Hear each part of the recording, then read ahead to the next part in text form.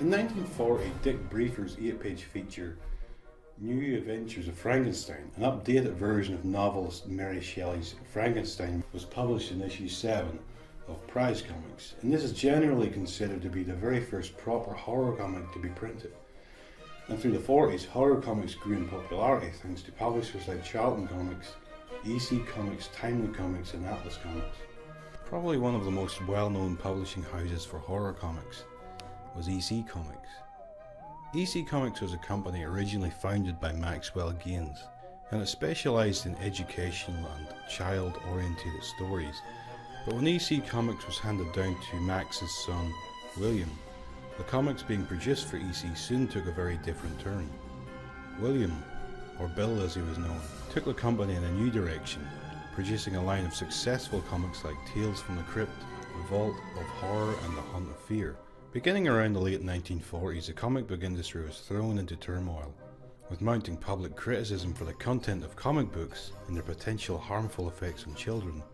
A witch hunt ensued, thanks in large part to 2 articles written by Dr. Frederick Wortham called Horror in the Nursery, published by investigative journal Collier's, and The Psychopathology of Comic Books in the American Journal of Psychotherapy, written in 1948. The Association of Comics Magazine Publishers, an industry trade group, was formed that very same year.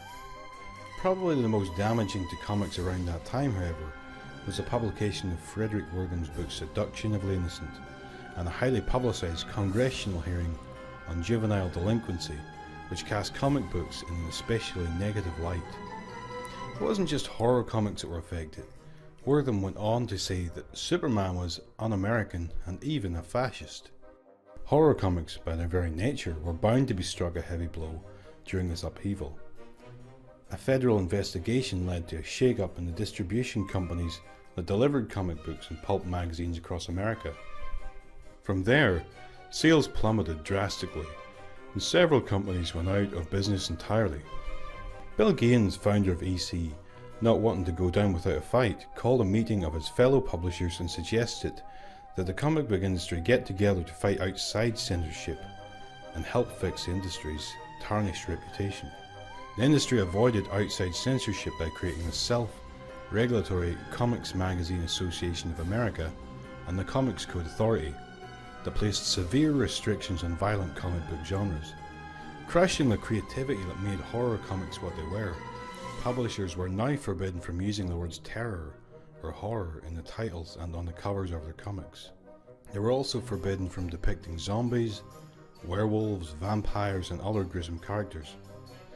Gaines felt that his comic book titles were being specifically targeted and realised that they were doomed to future failure. Initially he refused to join the association as it was against what he had envisioned. Even after he had ceased publishing his horror titles, Gaines refused to subscribe to the code, considering it hypocritical and not applicable to the new, clean line of realistic comics that he was promoting by then. Unfortunately, this refusal, together with his already tarnished reputation, put EC on the verge of bankruptcy.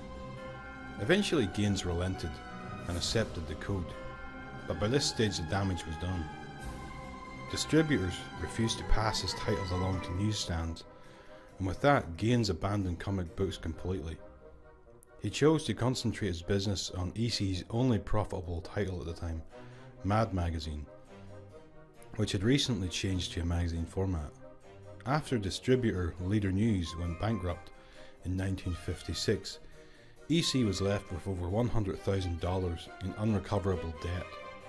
Gaines invested a considerable portion of his personal fortune to keep the company alive, until a deal could be made with a new distributor. As a side note, not much has changed in over 60 years. Our own Taro was not without its own controversy, with a very small group of people trying to quote-unquote sanitize our work, and I have to admit that from time to time, I like to think that Bill Gaines is looking down on us and thinking, "You offended someone? Great job. You must have been doing something right." It would be a further 10 to 20 years later before the EC Comics line of horror comics would see a revival, both in reprints but also on TV and movie adaptations like Tales from the Crypt and Weird Science. By the early 2000s, newer publishers bypassed the Comics Code Authority, and Marvel Comics abandoned it in 2001. By 2010, only 3 major publishers still adhered to it: DC Comics, Archie Comics and Bongo Comics. Bongo broke with the Comics Code Authority in 2010, and Archie and DC Comics followed in January 2011, rendering the code defunct.